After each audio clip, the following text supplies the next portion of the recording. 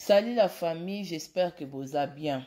En tout cas, nangi bolandanga na bokebi parce que au moni makambu ya Gianni Faye touti na épisode ya Labrin, mais na kokota na épisode ya Sylvie.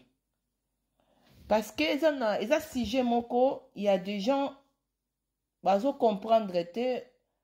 Alors ngata na pesa explication oyo na memama na sentiment te. Nangaka to se comprendre, mais surtout biso bana basi. Ebele na makambo ya Sylvie, ba ko maîtriser sujet oyo te. Parce que bazolo ba oui, ce que balani na mwasi ko eza bolingo ezali nango papier kaka te, ezali na motema. Papier ezali symbole to boite. Mais symbole wana eloko batu bazoyeba te. Yango nde muteko ko mema vie na yo na ba blocage na ba freinage kaka kolata alliance wana et puis kaka ndenge za wana ko signer ba papier wana et puis kaka koya pe na famille. Pourquoi na oloba ke Sylvie azali veuve moko ya mabe, aza veuve moko ye mutu alukaki akoma tina ki veuve wana. Soki azalaki fille moko sérieuse, Sylvie alinga kata ki veuvage avant tout. Parce que ebele bazo pesa ba exemple ya koloba bomoni moi ça fandi 16 ans. Oui, ngape na ba ke lokola ke na conteste nde na lobelaki yango Sylvie ndenga monaki Gianni na Labrin boti bana na bango. Et puis, vie na bango, ezalaki soit kobomba mate, ezalaki vraiment en public.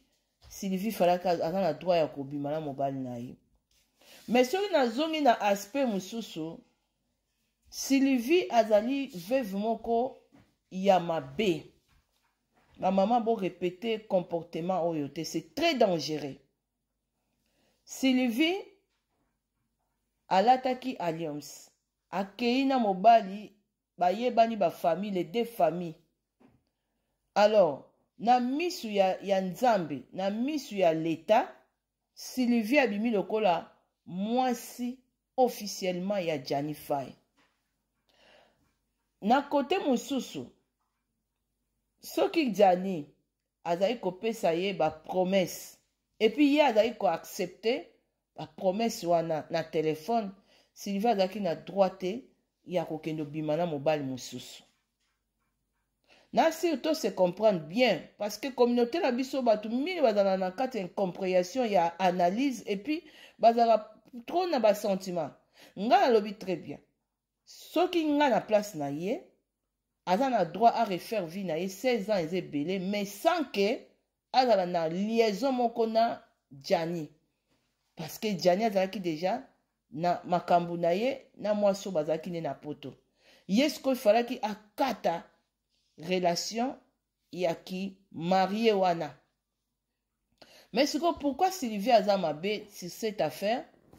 Sylvie pendant tout ce temps azali koyoka mobali na ye Gianni, alors que eza na basi oyo pe bakoko fanda même 10 ans mobali akenda voyage bazali mobali atiki ye na Afrique, mobali aye koluka na poto, après 10 ans, mobali abengisa ye, miso après 5 ans, miso après 15 ans bazali.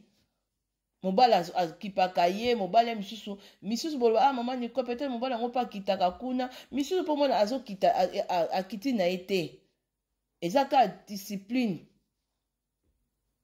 Mais tant que azana mobali na ye na communication, tant que azana mobali azana azo la fidélité, amour ezotonda. Pour ça nzoto pe monsieur kolimwa nango. Mais le problème est la histoire ya Sylvie na Gianni Faye. Ba omi balé basali ba vie na aventure, surtout Sylvie. Parce que moi si a mema kapenda malédiction, soki moi si wana azali lié na état civil marié et puis lisusu famille fanda ba mela masanga mais mwasi wana azobima azosala kindumba mwasi wana akomema ni babe batu ya Labrin awa boya ko faire justifier la brune te bolo bate bomoni ya bozo kosela la brune sikoyo la brune ya mema engamba pamba non non non non non ah na olo ba faire à Sylvie parce que côté aux communautés na biso na bino bozana ba incompréhension na ba commentaire. Alors Sylvie a ye moto afungola ki sous porte makasi pona la brune azala une malédiction na vie ya Jani parce que soki Sylvie azalaki mwasi moko ya honnête na vie en tant que ndenge amonaka la brune na Jani angaka longola bag na devant musala nzambe ou soit kosenga divorce akotisi déjà mikanda alobi non mobali akendaki mobembo nakokanga motema soki mobali achangeaki vie te lorsque mobali a changé vie akomi deya na bana na ye kobota kuna po moto aboti bana na Jani ata bamisu bazoloba te bana mobala na Jani kaka bana mibale misusu wana eza nango ya bacomédien lokola toza na preuve ya comédien wana te tozotanga kaka bana 3 ezali la brune wana epuis ndenge eza wana na bamao na basylvie bano tozomona ya Jani babimi eza kaka moko moko. Alors mabe ya Sylvie oyo ekoki kopousse Jani na libabe malgré Jani azalaki mpe na makambo na ye mais nzambe alobi une femme sage bâtit sa maison.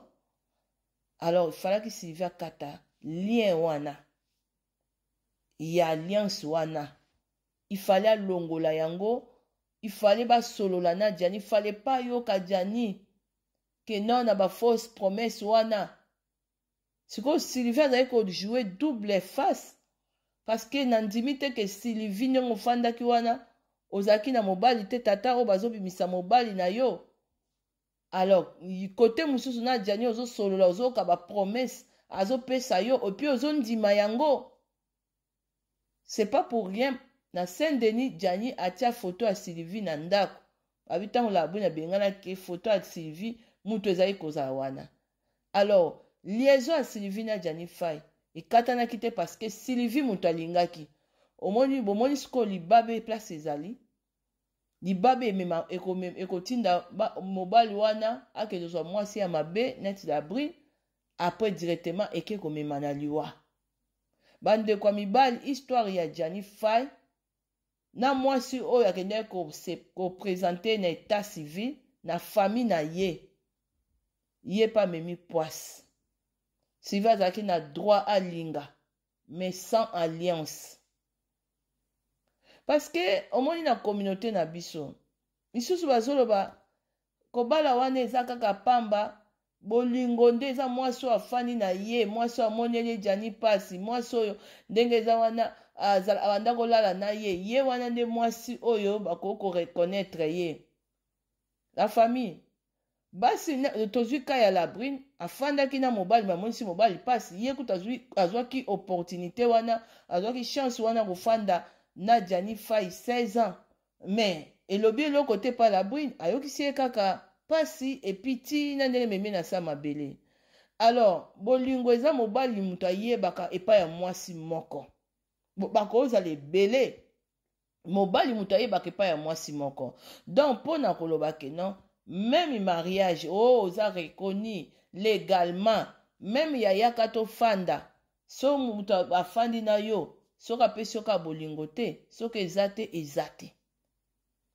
Mais côté ya bakutime wana baceremonie wana tokoki konie yango te tokoki konie te parce que po lien moko eza wana ekangamaki wana epuis kotala lisusu na vie ya Mao ntango nazoloba ke Mao aza motu mpe na makambo ya Jani kosala mpe ya bapriere kokata mpe ya balien wana ntango tobaka balien mosusu mobali ake kokosa mwasi koto oyo boye bosangani njoto milimo wana ezokozala partage milimo ya Sylvie milimo ya la brune nayebi te Mao soki asala baséance wana ya ndenge ya kosambela meme kokata balien ya Jani eza très important oyo mpe batiki na potoire ye mpe aza mpe wana efo basukola ye.